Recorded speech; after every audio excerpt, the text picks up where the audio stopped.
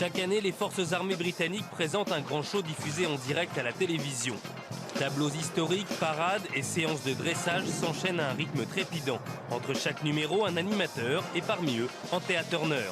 Ce soir-là, elle intervient exclusivement en coulisses, ce qui permet au numéro suivant de se mettre en place. Et justement, elle annonce une cascade moto avec effets spéciaux quand soudain, le cascadeur attendu est parti une seconde trop tôt. Sa moto a déclenché comme prévu une explosion qui a atteint l'animatrice. Tout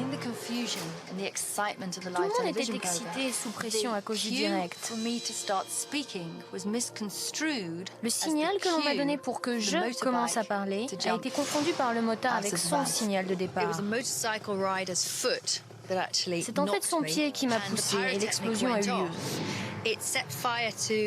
Mon micro a pris feu, mon blouson aussi et également mes cheveux. J'ai été sérieusement brûlée à la main, mais très légèrement au visage.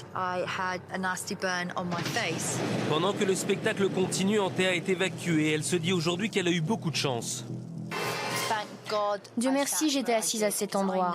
Si je m'étais placée ne serait-ce qu'à quelques centimètres plus au centre, j'aurais pu être grièvement blessée par la moto ou même pire. J'ai vraiment eu une bonne étoile.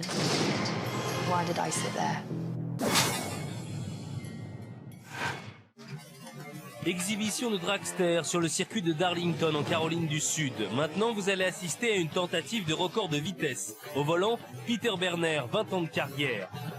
Démarrage fulgurant, accélération puissante, mais tout de suite, le vétéran perd le contrôle de son véhicule qui vient exploser à quelques centimètres de la foule, puis part dans une interminable succession de tonneaux. Inconscient, Peter est pris en charge par les secours et transporté vers l'hôpital le plus proche. Ses amis sont sous le choc. La voiture n'est plus apparemment qu'un amas de ferraille, mais Rick Jones, son constructeur, avait tout prévu. Tout pensé. On avait pris un maximum de précautions et on avait conçu cette voiture comme si elle allait se cracher. Lors d'un choc aussi violent, le moteur et l'arrière de la voiture devaient se détacher, condamnant ainsi le réservoir d'essence et les batteries. Et c'est exactement ce qui s'est produit. Le moteur s'est désolidarisé de la voiture, évitant son embrasement, et le cockpit restait pratiquement intact à protéger le pilote. Je me souviens simplement des tonneaux et puis c'est le trou noir. Je me suis évanoui. Et pourtant, Peter n'a été que légèrement blessé. Ce jour-là, il a pris un maximum de risques parce qu'il savait que la sécurité était à son maximum. Nous sommes au Kenya. Les gardes d'un parc sont sur le point de relâcher ce léopard capturé quelques jours auparavant car il terrorisait un village local. Un léopard, c'est 90 kg de muscles chez un mâle, un grand mâle, et pour une femelle, entre 30 et 60 kg également de muscles. C'est peut-être le plus doué de tous les chasseurs qui existent dans la nature. Les armes tueuses du léopard, ce sont les griffes rétractiles qui peuvent se rétracter dans la patte, et les canines, et de manière générale la dentition carnassière extrêmement puissante. Et à tout ça, il faut encore ajouter quelque chose d'autre, qui est le dispositif mental, qui est le cerveau de prédateur, c'est-à-dire la machine à calculer comment tuer. Tuer, mais rarement l'homme. Ils évitent le contact, ils évitent de tuer des hommes, sans doute parce que c'est une habitude qui a dû être mauvaise pour les ancêtres des léopards qui ont agi ainsi et qui n'ont pas été sélectionnés. La sélection naturelle a plutôt conservé des animaux qui n'avaient pas les gènes les prédisposant à l'agressivité vis-à-vis de l'espèce humaine. Ceci étant, on connaît des exemples de léopards mangeurs d'hommes qui sont des bêtes d'une extrême efficacité. Il y a des léopards en Inde qui ont tué plusieurs centaines d'hommes. Alors pour ne prendre aucun risque, ce léopard a été endormi avant d'être libéré. Quelques heures plus tard et quelques kilomètres plus loin, l'effet du somnifère a maintenant disparu. Il est donc temps d'ouvrir la cage du fauve. Un fauve désormais très remonté. Il faut dire que les coups de bâton assénés pour le faire sortir ne sont guère appréciés du félin. Nous avons affaire à un léopard qui, au lieu de partir, comme il devrait le faire, eh bien il ne le fait pas. On a affaire à un humain qui essaie de le déloger de manière un peu brutale, en lui donnant des coups de bâton. Vraisemblablement, ce léopard a été terrorisé par cette opération et, d'une part, il est extrêmement en colère, d'autre part, il a le sentiment que sa survie dépend sa défense. Et justement, après plusieurs minutes d'acharnement, le garde obtient gain de cause. C'en est assez pour le léopard qui décide finalement de quitter sa cage. Calmement, posément, le fauve s'apprête à retrouver la liberté. Lorsque tout à coup,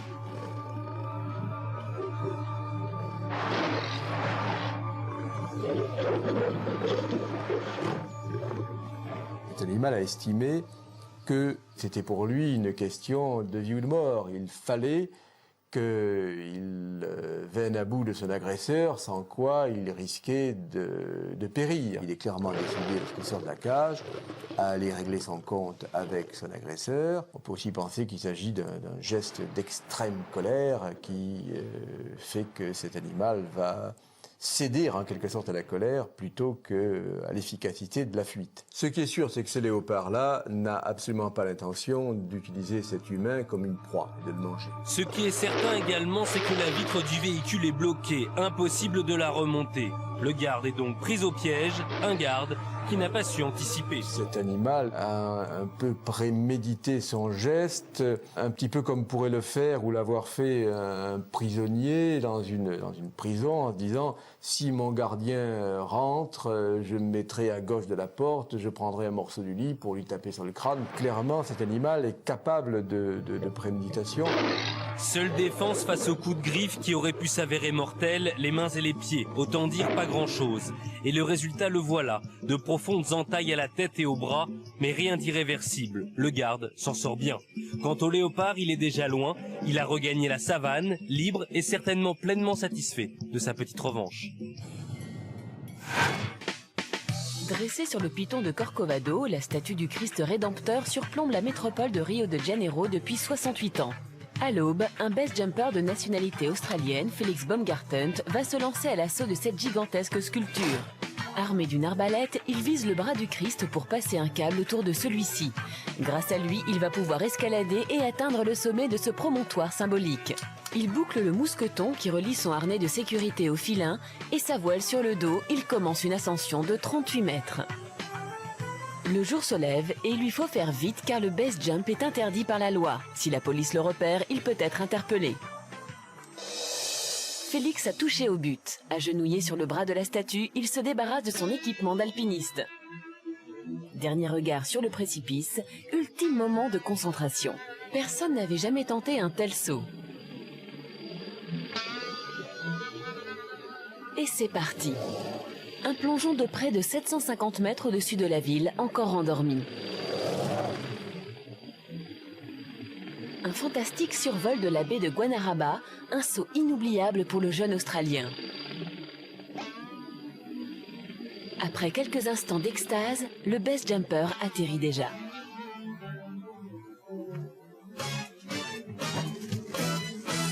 Un bref moment pour savourer sa victoire immortalisée par plusieurs caméras et il lui faut tout de suite prendre la fuite. Sa voile grossièrement repliée, Félix s'engouffre dans la voiture de l'un de ses acolytes et démarre en trombe vers d'autres aventures. Nous sommes à New York pour une réunion d'hommes forts qui disputent le championnat des États-Unis. Ce n'est pas de l'haltérophilie, c'est une discipline qui s'appelle la force athlétique, le powerlifting en anglais. Ça ressemble dans le principe à l'haltérophilie, parce que le but du jeu, c'est de soulever le plus lourd possible.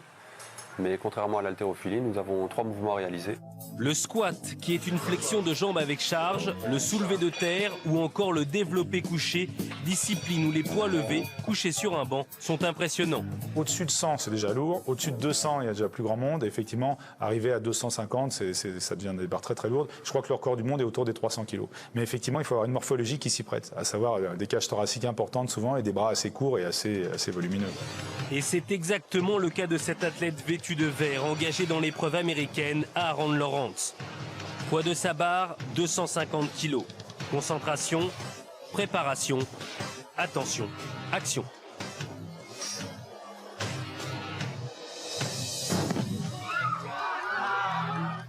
C'est quelque chose qui arrive pratiquement jamais. Enfin, en tout cas, moi, je l'ai jamais vu. Il a dû avoir un problème dans le poignet. D'après moi, c'est un problème au poignet. Le poignet a dû lâcher. Parce qu'en fait, s'il n'arrive pas à monter la barre, il la pousse pas, ou il la redescend. Mais c'est pas normal que la barre lui échappe. C'est vrai qu'il a la main très très droite, donc la barre très très en appui sur le devant de la main. Donc là, pour la maintenir, c'est quand même pas simple. En général, on a légèrement le poignet cassé pour que la barre soit bien en appui sur les os. Mauvaise position des mains, mauvaise prise, résultat douloureux. Voilà ce qu'aurait dû faire Aaron Lawrence, un poignet légèrement cassé et une barre dans l'axe du bras. Le poignet c'est plus comme ça, donc c'est pour ça que la barre est partie. Tout s'est passé très vite, mais c'était comme si tout se passait au ralenti. J'étais en train de lever ma charge, j'étais pratiquement au maximum, quand tout à coup mon poignet s'est en effet retourné. La barre m'a écrasé là, à la poitrine. En regardant la scène, ça peut vous faire rire. Moi, ça ne m'a pas fait rire du tout. Cette barre aurait pu me tuer. La barre lui est tombée, on va dire, sur une partie quand même forte, où il y a les pectoraux, donc il a dû se faire mal aux côtes, il a dû avoir certainement quelques hématomes, mais c'est vrai que s'il la prenait un tout petit peu plus haut, il la prend sur le cou, et à mon avis, là, il serait très très mal. Malgré une grosse douleur et une évidente frayeur, Aaron est sorti sans grand dommage de cet accident. Il a depuis longtemps repris le chemin de la salle où, avec ses camarades de poussée, il prend du plaisir à jouer les Hercules. Souvent, les gars qui font ce genre de compétition ont tendance à quand même pas mal utiliser des produits dopants ou à aller de toute façon au-delà de leurs limites. Donc à partir de là, c'est clair que quand on est au-delà de sa limite ou pratiquement à sa limite, forcément il y a un risque.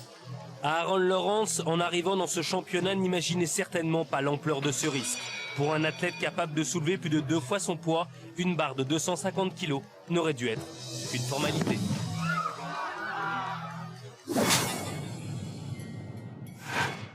Worth Dalton pratique le golf assidûment.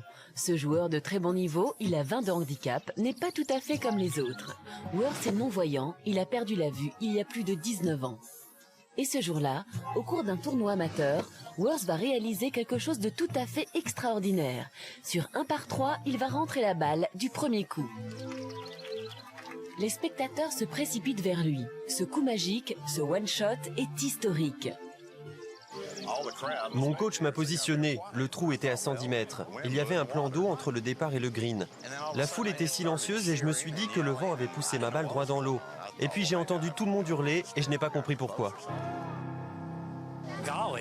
Il y a d'excellents golfeurs qui jouent toute leur vie, toute leur carrière. C'est leur rêve de faire un one-shot. C'est leur fantasme d'y arriver comme ça, du premier coup. Et on a tous su que lui allait y arriver dès qu'il a commencé son swing. Et pourtant, Worth n'en est toujours pas revenu.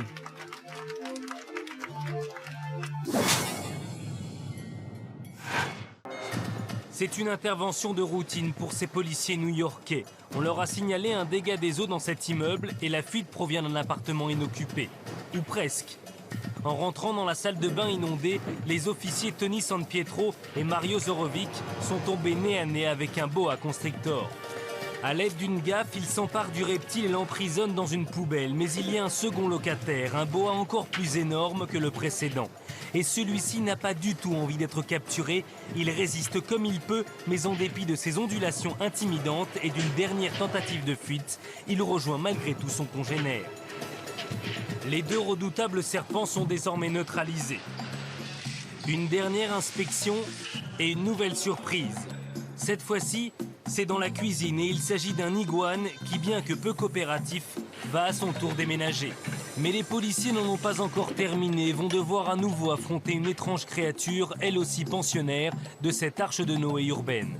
Cette curieuse ménagerie rejoindra le fourgon des policiers.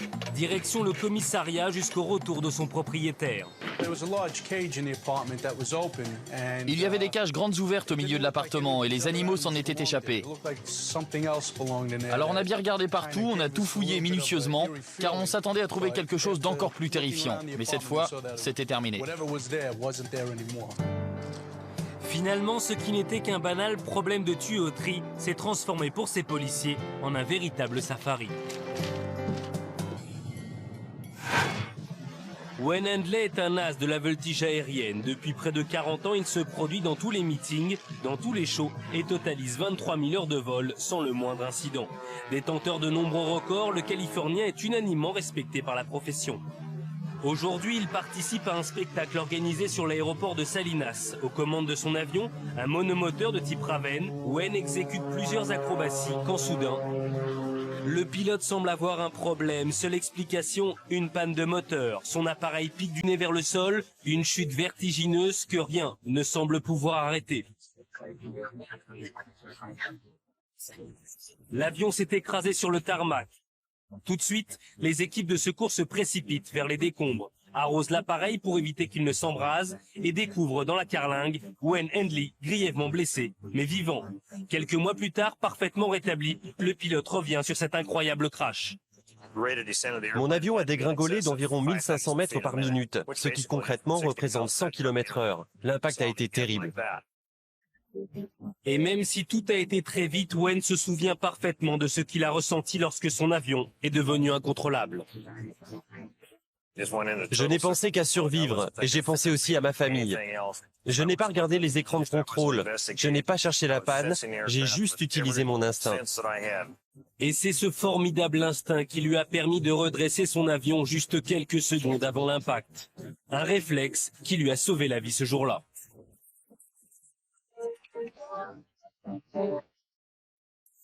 Tank Hoffman s'est offert le plus beau cadeau de sa vie, un safari au Kenya. Il filme chacune de ses expéditions sur les pistes de la réserve d'Amboseli. Et ce jour-là, dans son objectif, un troupeau d'éléphants. Il s'attache à l'un d'entre eux, qui arrache l'herbe d'un marécage, mais à quelques mètres de ce dernier, une scène beaucoup plus incroyable se déroule. Une femelle vient de donner naissance à un petit. Encore enveloppé du placenta, il reste étendu sur le sol. Sa mère s'agenouille à ses côtés et s'assure qu'il respire, puis avec sa trompe, elle le pousse avec une douceur surprenante pour le débarrasser de la membrane qui l'emprisonne. Toujours avec des mouvements empreints de délicatesse, l'éléphante aide son petit à se redresser sur ses pattes. Un énorme effort pour un nouveau-né. Premier tête-à-tête entre une mère et son petit, première complicité. Des moments magiques pour Nathan et les autres touristes qui ont conscience d'assister à un spectacle rarissime. Une entreprise difficile qui, après quelques minutes, est couronnée de succès. L'éléphanto vacille de nombreuses fois sur ses pattes, ses premiers pas sont fébriles et hésitants, mais la femelle veille et le relève dès qu'il trébuche. Et après cette longue séance d'apprentissage, les deux animaux épuisés se couchent enfin côte à côte. Le Kilauea sur l'île d'Hawaï au cœur de l'océan Pacifique. Actif depuis 1983, ce volcan, lorsqu'il est en éruption, offre un terrifiant spectacle qui peut durer plusieurs jours. De gigantesques rivières de lave fluide dévalent ses flancs et des geysers de magma s'élèvent à plusieurs centaines de mètres au-dessus de son cratère. Nous sommes en 1989 et ce jour-là, les coulées de lave progressent vers une zone jusque-là épargnée. Après avoir détruit plusieurs hectares de forêt, elles atteignent les premières habitations. Et justement, l'une d'elles s'approche dangereusement d'un lotissement.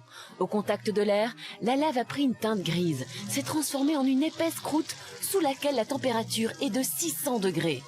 L'herbe des jardins commence à brûler, puis petit à petit, l'incendie gagne les maisons, les unes après les autres. Contrairement à ses voisins, Todd et sa femme n'ont pas encore été évacués. J'ai regardé le volcan et j'ai eu l'impression qu'une bombe nucléaire venait d'exploser.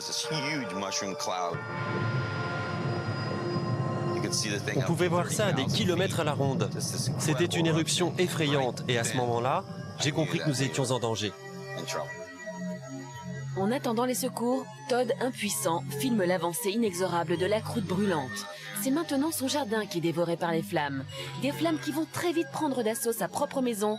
Une vision cauchemardesque. La lave a recouvert la pelouse et s'est arrêtée au pied du porche. Puis, l'escalier a pris feu et ensuite, toute la maison s'est embrasée. 9 ans après ce drame, la famille Dressler ne peut regarder sans émotion ces images bouleversantes. On pourrait croire qu'après 9 ans, il nous est plus facile de regarder ce film. Mais de voir notre maison détruite nous rappelle vraiment de mauvais souvenirs.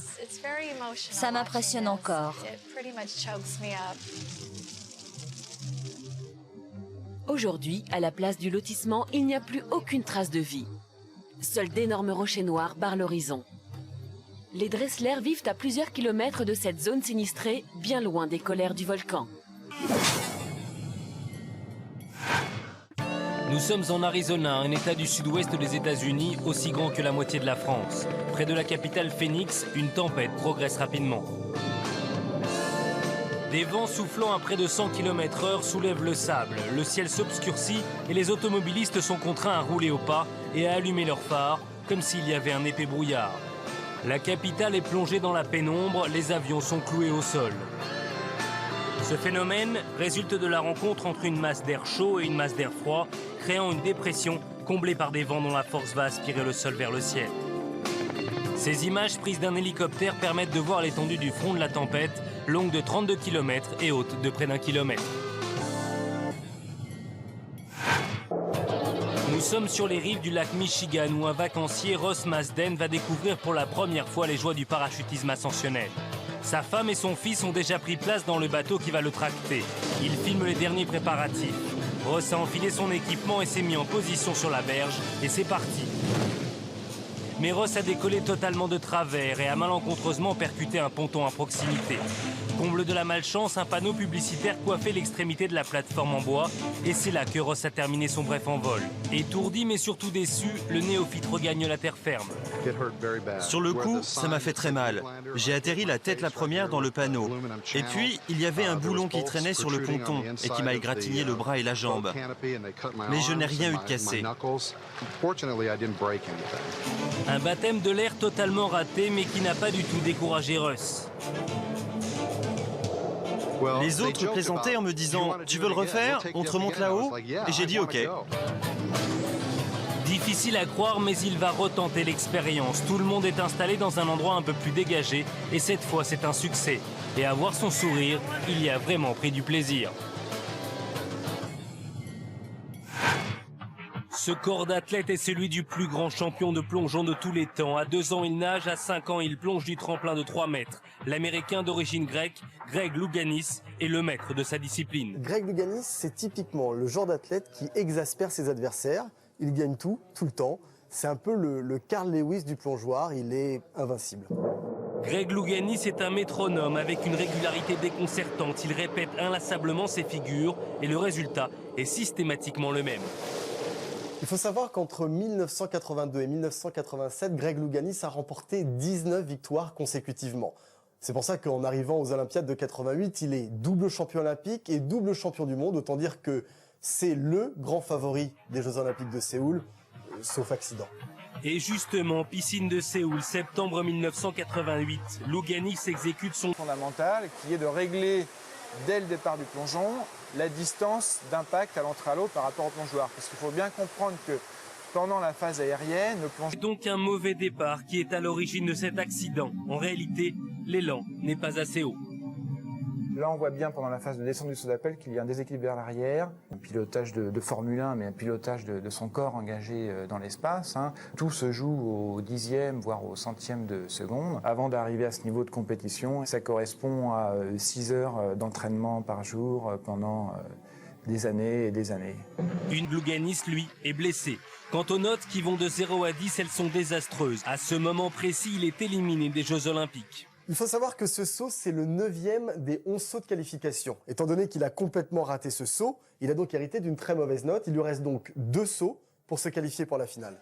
Louganis est maintenant qualifié pour la finale. Maintenant, voilà, a-t-il récupéré 1 physiquement, parce que c'est pas évident de sauter avec des points de suture, et 2 psychologiquement, parce qu'il va falloir affronter à nouveau ce plongeoir sur lequel il s'est planté. Il enlève la compétition du 3 mètres comme la médaille d'or au tremplin de 10 mètres. Séoul a une nouvelle fois couronné le plus grand. Un géant des plongeoirs qui, au sommet de sa gloire, va défrayer la chronique. 7 ans après ce saut, en 1994, Greg Louganis va provoquer un scandale, un tollé. Pourquoi? Parce que 1, il annonce qu'il est homosexuel. 2, qu'il est séropositif. Une séropositivité qu'il a appris quelques mois avant les Jeux de Séoul. Et c'est pour ça que tout le monde va se remémorer cet accident, ce saut, et surtout cette posture-là. Par correction et respect pour mes adversaires, j'ai maintenu ma tête droite, car je voulais éviter que mon sang ne se répande au bord ou dans la piscine. Propos tenus par Greg Louganis, qui aujourd'hui à 40 ans est acteur et auteur. Après s'être battu pour monter sur tous les podiums, il mène maintenant un autre combat contre le sida. Tous les week-ends, dans les dunes de Brawley en Californie, des centaines d'amateurs de tout terrain se rassemblent. Que ce soit en moto, en buggy ou en 4x4, ils sillonnent en tous sens les pistes sablonneuses. Sensation forte garantie, mais soudain. En pleine accélération, Mike Heads, un motard, n'a pas vu une voiture qui roulait dans le sens opposé. Un violent choc frontal qui l'a catapulté dans les airs. Les témoins de l'accident se précipitent vers le jeune homme, mais ce dernier se relève presque instantanément. Il est simplement étourdi. J'ai littéralement volé au-dessus de la voiture. J'ai eu le réflexe de lever les pieds au dernier moment. Une seconde plus tard, je l'aurais prise de plein fouet. Et c'est cette présence d'esprit qui lui a permis d'éviter le pire.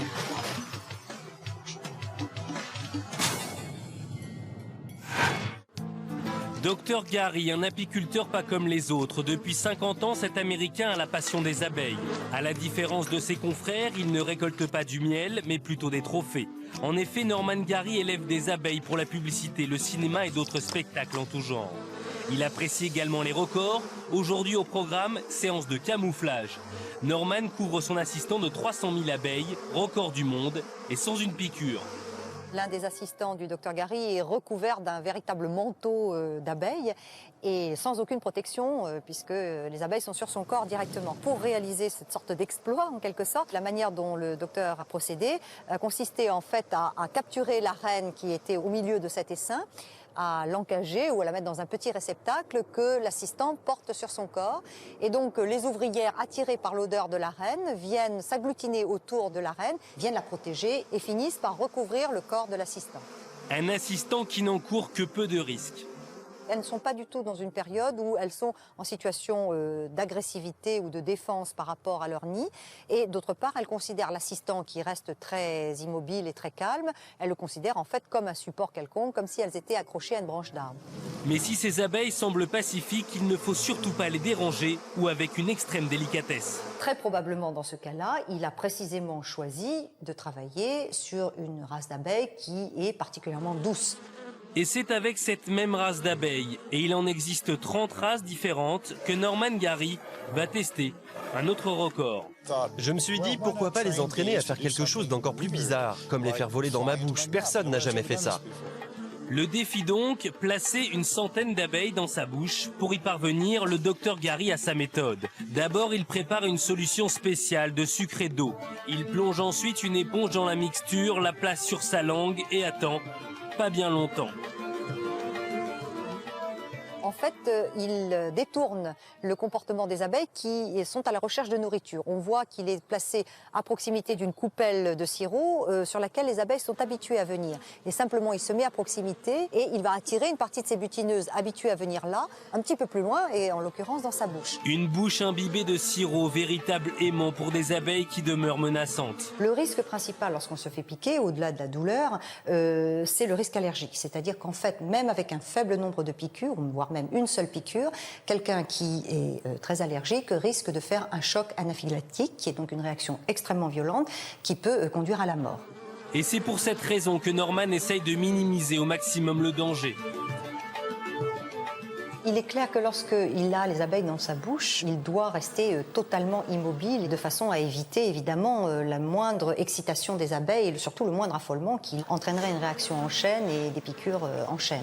Car voilà, l'abeille est un insecte social qui lutte pour la survie du groupe. Les abeilles sont solidaires. L'abeille qui pique va émettre un signal d'alarme qui est une odeur. Cette odeur est très forte, on peut la sentir nous-mêmes. C'est une odeur de banane, ça sent la banane.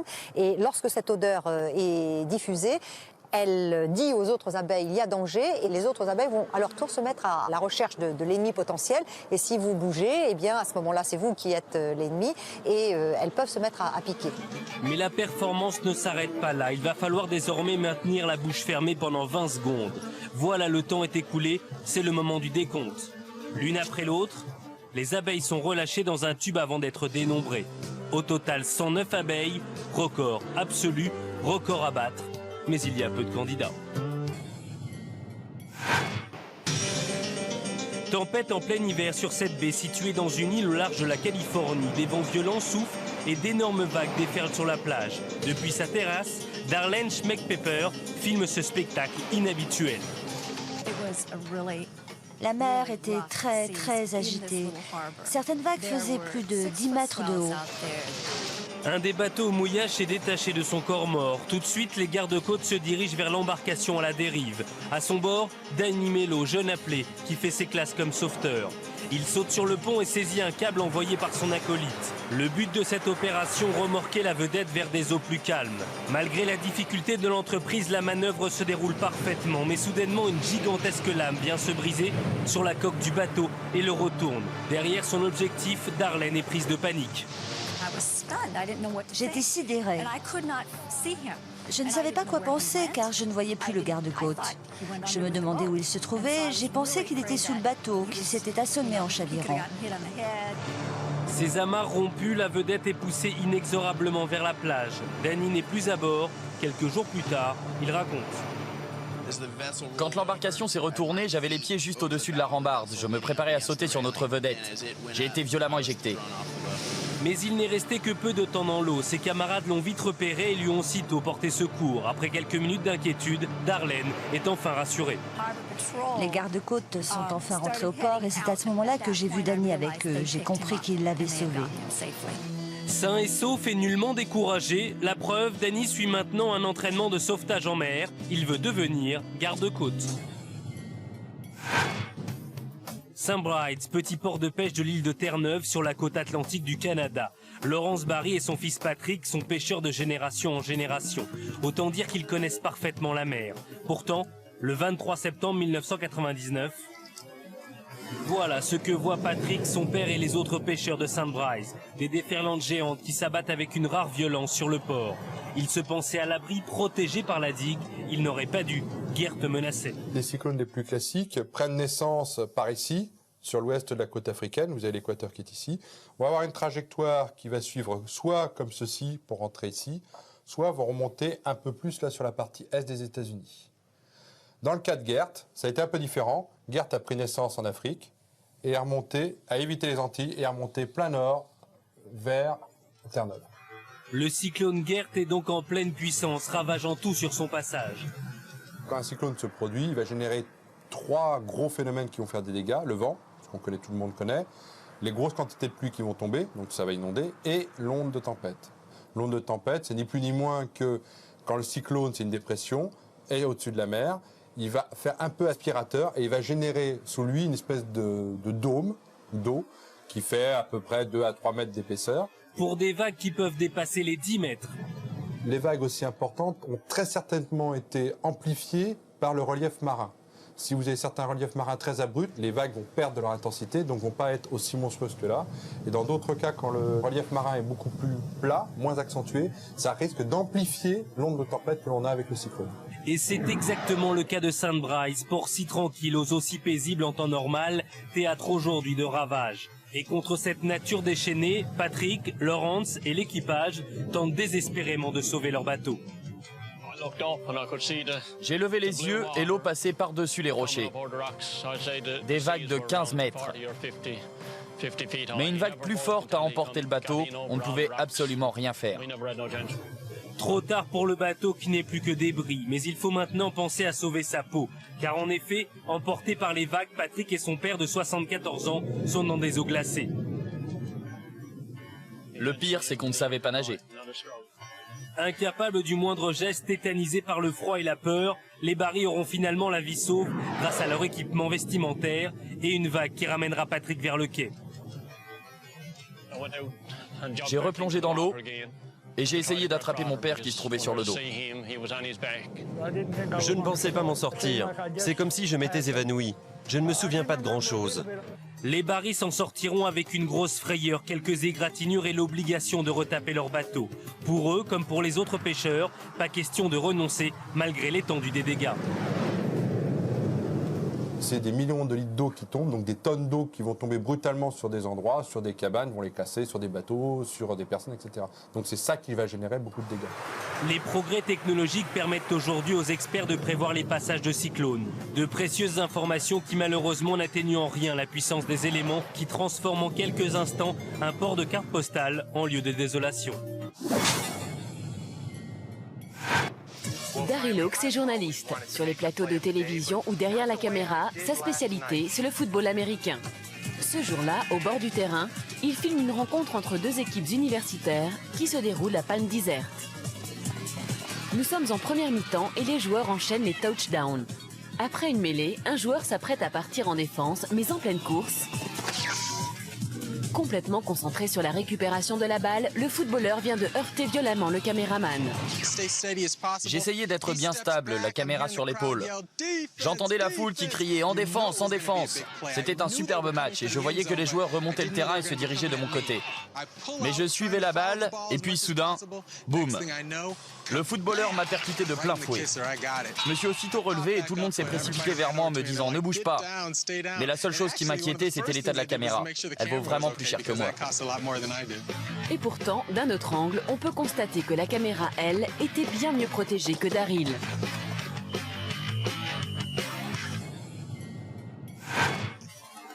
C'est la course de la journée sur ce circuit de Stock-Car, le Delaware Speedway. Après plusieurs tours de piste, les concurrents sont roue contre roue, quand un simple accrochage précipite la voiture de Lloyd Rowling sur la glissière de sécurité. Le véhicule reste immobile quand soudain, une violente explosion vient de se produire embrasant la voiture. Le pilote est toujours attaché sur son siège, mais très vite il parvient à se dégager et à s'extraire seul de l'épave. J'ai senti les flammes lécher mon visage et j'ai été brûlé au cou malgré mon casque. J'ai aussi eu un hématome à l'épaule et j'ai eu le nez cassé. Après le choc, je n'ai pensé qu'à sortir de la voiture. C'est difficile d'expliquer à quelqu'un ce qu'il faut faire quand une maison ou une voiture flambe. Et ce n'est que son expérience de pilote et son instinct de survie qui ont permis ce jour-là à Lloyd d'échapper au brasier.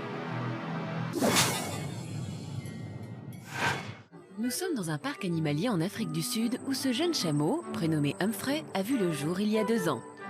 Oui mais voilà, depuis sa naissance, le jeune animal souffre d'un grave handicap. Ses pattes avant sont déformées et avec la croissance, cette anomalie s'aggrave. Pour lui, un avenir sombre. À brève échéance, il est condamné à l'immobilité. Mais un vétérinaire refuse cette triste perspective. Il a d'abord conçu un système ingénieux. Sa fonction, permettre à Humphrey de se tenir debout sans fatigue. Puis, dans un deuxième temps, il a imaginé un appareillage orthopédique qui va redresser en douceur les pattes du chameau. Je crois que cette réalisation est une première mondiale. J'ai fabriqué de nombreuses prothèses pour toutes sortes d'animaux, mais c'est la première fois que je travaille pour un chameau. Pour Humphrey, c'est la découverte de l'autonomie. Dans quelques mois, il gambadera sans problème dans son enclos. Ces pompiers allongés sur le sol guettent le moindre signe de vie. Un petit garçon est tombé dans un puits d'irrigation, étroit et profond de 6 mètres.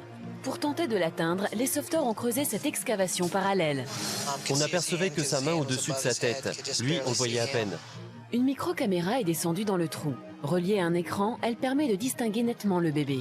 Malgré sa chute et sa position inconfortable, il semble être en bonne santé et cette image rassurante réconforte un peu sa mère. Cela fait maintenant plus de 5 heures que la jeune femme assiste, impuissante, aux efforts des sauveteurs. Ces derniers ont réussi à descendre une corde dans le puits et à la passer autour du poignet de l'enfant. Son rôle, éviter qu'il ne glisse encore plus bas. Dans le tunnel voisin, soutenu par de solides étais, Tim Deneen déblaye les dernières poignées de terre qui les séparent de Jess. J'ai touché son pied et il s'est réveillé. Il s'est mis à pleurer.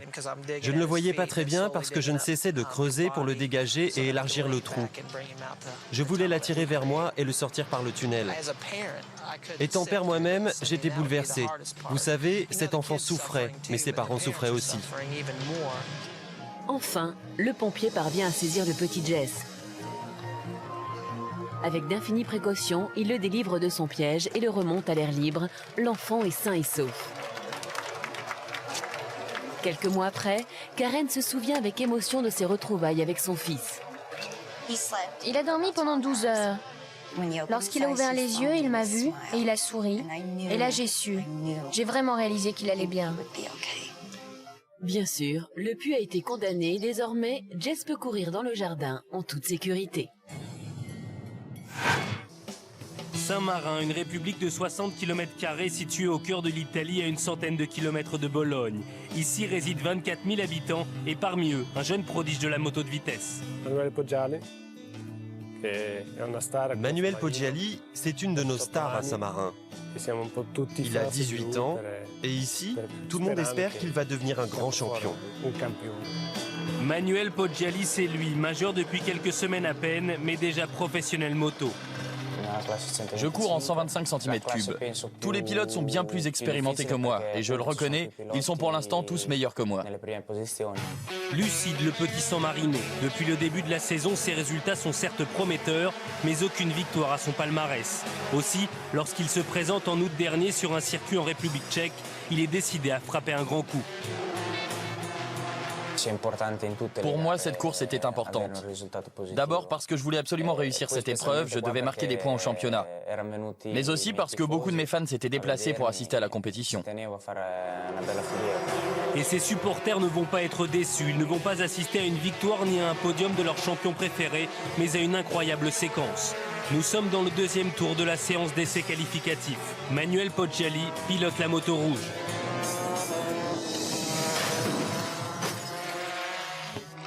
Je n'ai rien vu du tout. Pour tout vous dire, moi j'étais concentré, et puis tout à coup j'ai senti le choc. Je n'ai vu l'accident que plus tard sur une vidéo, mais sur le moment, je n'ai rien compris, je n'ai pas compris ce qui m'arrivait. Manuel Poggiali a donc été victime d'un choc venu du ciel à plus de 210 km/h. Moi je suis devant et Adrian Aroro arrive directement sur moi. En fait, c'est tout simple, il n'a plus de frein, il a une rupture de ses freins.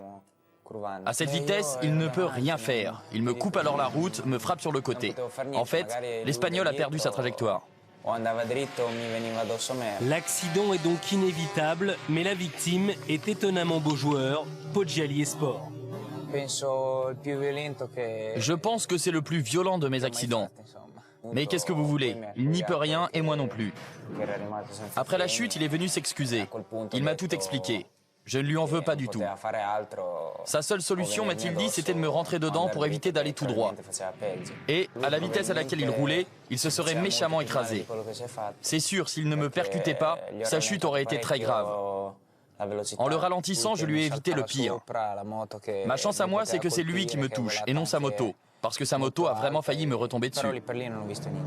Bilan, 2 abandons bien évidemment, mais des dommages corporels différents. Lui, il s'est fait plus mal que moi. Je n'ai eu que de légères blessures, quelques bleus et quelques ecchymoses. Lui, il a eu plusieurs fractures. Sur le coup, je n'ai pas eu peur, peut-être parce que je n'ai pas vu l'accident. J'étais sur la piste, mais pas à l'endroit du choc. C'est après, en voyant les images, que ça m'a terrorisé. Mais croyez-moi, ce n'est pas ça qui va l'arrêter.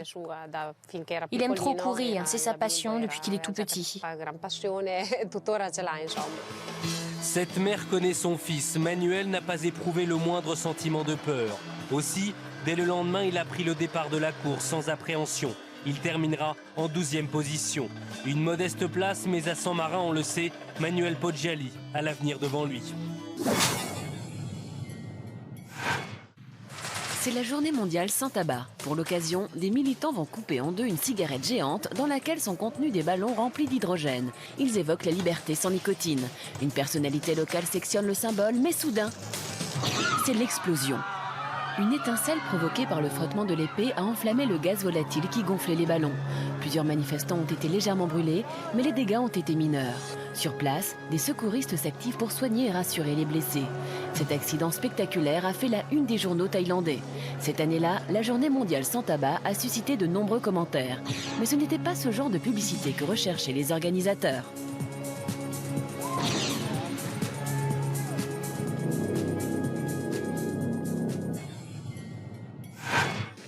Voici Bob Karpovics, cascadeur, et Rick Dittelvesen, coordinateur de cascade. Entouré par toute une équipe, il se prépare à tourner une scène de film. L'action, une camionnette pilotée par Bob et poursuivie par une voiture, quitte la route et atterrit dans un étang. Tout le monde est en place, le moteur est lancé. Sous l'objectif de la caméra, le véhicule dévale un chemin de terre, mais manque de vitesse et rate sa cible. Il n'a pas plongé dans l'eau, il faut recommencer. Rick analyse rapidement cet échec et donne de nouvelles instructions à Bob. Les caméras tournent à nouveau et c'est parti. Bob accélère, donne un coup de volant à un endroit précis de la pente et la camionnette file cette fois-ci droit dans l'eau. Mais elle s'est renversée 1 mètre plus loin que prévu à un endroit assez profond. Bob ne ressort pas du véhicule et en quelques secondes, c'est la panique. L'équipe réalise qu'il est en danger, qu'il est en train de se noyer. Il faut agir vite, très vite. Les camarades du cascadeur se précipitent vers l'épave avec à leur tête Rick. La camionnette s'enfonce dans l'eau trouble et on distingue à grand-peine Bob attaché sur son siège.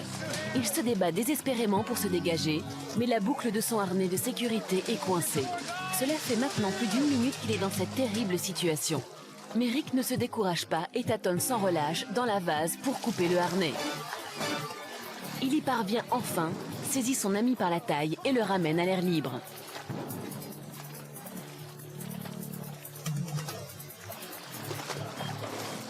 Bob est épuisé, à bout de souffle, mais sain et sauf. Au grand soulagement de tous, il reprend rapidement ses esprits. Il vient de vivre une incroyable épreuve et c'est grâce à l'intervention de toute une équipe qu'il s'en est sorti. Mais pour Bob, c'est la présence de Rick qui a tout changé. C'est ce qu'il nous explique quelques mois plus tard. J'étais vraiment en train de me noyer. Coincé dans l'eau, la tête en bas, j'ai pensé que c'était fini. Et puis, j'ai senti les mains de Rick qui m'ont redonné l'espoir. Je ne pouvais pas laisser cet homme dans l'eau. Et même si j'avais dû lui couper un bras, je l'aurais sorti de là. Dès le lendemain, Bob et Rick se sont remis au travail.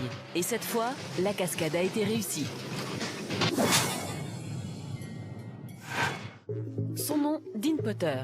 Cet athlète de 26 ans pratique le slacklining, une discipline extrême méconnue du grand public. Définition. Le slacklining est un sport d'équilibre qui se pratique sur un câble élastique. Vous connaissez mieux le tie rope qui lui se fait sur un câble tendu et lesté. Ainsi, le câble ne bouge pas. Alors que pour le slacklining, il rebondit. C'est comme si je faisais du trampoline, mais sur 3 cm de large. Seules mes mains me permettent de garder l'équilibre. Nous sommes sur les falaises de Moab dans l'Utah. Et aujourd'hui, Dean s'est lancé un défi, traverser ce canyon sur un câble de nylon. Après avoir fixé solidement des pitons de part et d'autre du gouffre, Dean vérifie une dernière fois son câble tendu sur une longueur de 24 mètres. Simplement sécurisé par un harnais qui entoure sa taille, le jeune homme s'élance. Quelques pas hésitants, et il se laisse tomber. Pas assez concentré sur ce départ, il préfère revenir en arrière pour repartir aussitôt et cette fois, Dean semble plus confiant. Malgré un vent assez fort, il avance pas à pas, imperturbable, le regard fixé sur son but.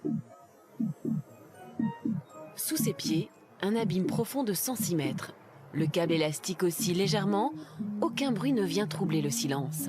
Les amis de l'athlète, de chaque côté du précipice, retiennent leur souffle. Toujours aussi concentré, les traits tendus, contrôlant sa respiration, Dean progresse en utilisant ses bras comme un balancier.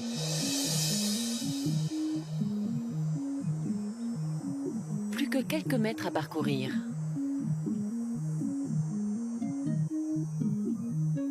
Et c'est la victoire. Un record personnel et un bel exploit en seulement 2 minutes. Une camionnette est immobilisée sur un passage à niveau près de Los Angeles. Personne ne semble s'affoler, pourtant un train approche lancé à grande vitesse. À l'intérieur, vous l'avez compris, aucune victime. Seul occupant, un mannequin. Ce que l'on voit sur ces images, c'est la simulation d'un accident destiné à sensibiliser les automobilistes donc sur la nécessité de respecter de façon très stricte la signalisation des passages à niveau et donc de s'arrêter dès lors que le feu rouge clignotant est allumé et que les barrières sont en train de s'abaisser. Car en effet, aussi surprenant que cela puisse paraître, cette conduite élémentaire est souvent ignorée par des automobilistes. On assiste à des comportements infractionnistes, puisqu'on voit donc dans le film une voiture qui passe en chicane alors même que les barrières ont été baissées et que les signaux lumineux et sonores donc sont en action. Mais ces kamikazes filmés par une caméra de surveillance n'ont pas toujours autant de chance. Des conducteurs qui jouent à la roulette russe en passant au millième de seconde près de la collision, il y en a encore beaucoup trop. Le type de comportement qui apparaît dans le film a été observé en France. C'est d'une part l'inconscience, d'autre part peut-être parfois une vitesse excessive à l'approche du passage à niveau. En France, il y a environ 150 accidents de passage à niveau par an et il y a une 50aine de victimes par an qui sont tuées dans des accidents de passage à niveau. Alors pour tenter de faire chuter ces chiffres et pour essayer de sensibiliser les chauffards, un film de prévention diffusé dans toute l'Amérique a été réalisé. Des caméras sont installées à l'intérieur de la locomotive et de ce van. Résultat, le train n'a pas quitté sa trajectoire. Le fourgon, lui, a non seulement pris feu, mais il est entraîné sur plusieurs dizaines de mètres. Quant au mannequin, il est littéralement pulvérisé. Le message que l'on devrait faire passer, ce n'est pas voici le grand méchant train, si je puis m'exprimer ainsi, c'est il faut absolument respecter donc les prescriptions relatives à la sécurité des passages à niveau, c'est-à-dire il faut s'arrêter. Pour éviter les chocs ou pour dissuader ces dangers publics, ne serait-il pas plus radical de supprimer les passages à niveau ? Il y a un programme de suppression, l'objectif étant de supprimer les passages à niveau les plus dangereux. Il faut soit construire un pont au-dessus de la voie ferrée, soit un souterrain sous la voie ferrée. Ça représente un coût d'environ 15 à 20 millions de francs, parfois beaucoup plus. Donc il n'est pas possible de supprimer tous les passages à niveau. Aussi, la France compte encore 17 500 passages à niveau qui se déclenchent 20 secondes avant l'arrivée du train. Désormais, automobilistes, vous le savez, le duel est inégal, vous n'avez strictement aucune chance. Nous sommes à Val d'Isère et c'est avec les yeux de Stéphane Peter Hansel, champion du monde d'enduro et 6 fois vainqueur du Paris-Dakar en catégorie moto, que vous allez vivre une ascension exceptionnelle. Équipé de 2 caméras, Stéphane s'élance au guidon de sa 400 cm3. Il va reconnaître le parcours de la montée de l'Olympe, une course qu'il doit disputer dès le lendemain. Dans un cadre idyllique, le motard découvre pour la première fois les nombreuses difficultés de la course. Il aura droit à une seconde reconnaissance pour parfaitement les mémoriser avant d'affronter la compétition. Roulant à une moyenne de 70 km/h, il doit parfois rétrograder à 20 km/h pour passer certains obstacles. En revanche, il peut pousser à fond sa moto et atteindra les 140 km/h. Il pourra ainsi parcourir les 7 km de la montée en 7 minutes environ. Un sprint éprouvant pour le sportif, mais surtout pour sa cylindrée. Avec un carburateur réglé pour une altitude moyenne à plus de 2500 mètres, elle manque tout simplement d'oxygène et perd 25% de sa puissance. Le repérage du parcours s'est très bien passé. Le lendemain, Stéphane Peter Hansel a gagné pour la 2e fois consécutive la montée de l'Olympe. Cette petite fille est un véritable phénomène. Wang Xiao n'a que 6 ans, mais dans son pays, la Chine, elle est devenue une célébrité. Dotée d'une souplesse étonnante, l'enfant a un autre talent, c'est une championne de patin à roulettes. Aujourd'hui, dans un centre commercial de Shanghai, Wang Xiao va démontrer son incroyable agilité en tentant de battre un record. Chaussée de ses patins, elle doit passer sous une barre placée à seulement 20 cm du sol, une hauteur dûment contrôlée. Derniers étirements, ultimes échauffements, quelques conseils maternels, et la petite fille très concentrée s'élance. Tranquillement, elle prend son élan sur quelques mètres et glisse en faisant un grand écart facial. Et c'est sans difficulté apparente qu'elle réussit son pari.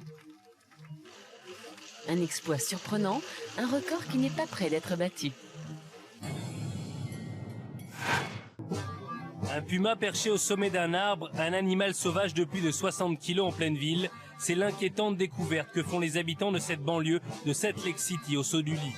L'un des résidents, Aman Kodia, a prévenu une association de protection des animaux. Leur mission, récupérer le félin et le ramener à son propriétaire.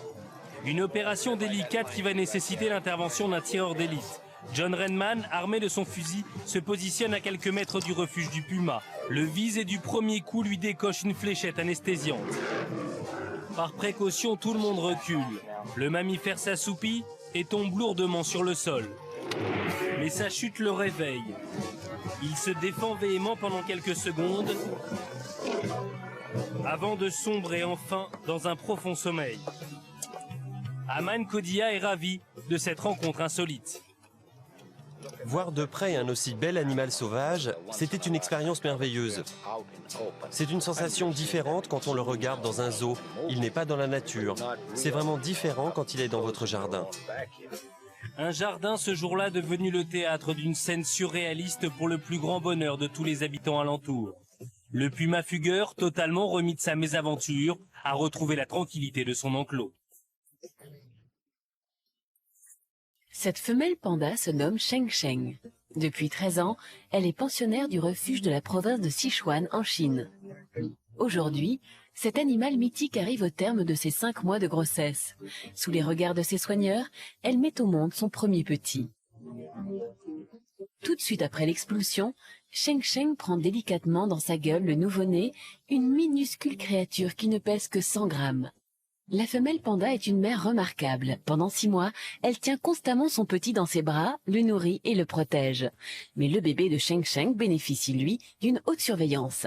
La raison, la rareté d'une telle naissance en captivité et dans la nature, la disparition inéluctable des pandas.